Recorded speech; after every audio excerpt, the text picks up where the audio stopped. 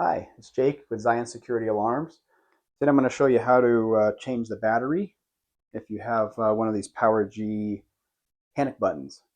And so it's really easy. On the bottom here, you see there's just a little slot, and we'll just take a coin like a penny, stick it in that slot and turn it, and that just kind of snaps it open nice and gently.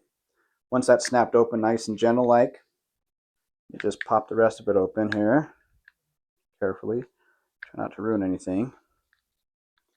Then it just takes a coin cell battery. You'll see right here. So you can just pull that out and slide in a new one, and then just pop it back on. Just make sure everything's back in there, and then you're ready to go. Hope that helps. Any questions, just let us know. Thanks.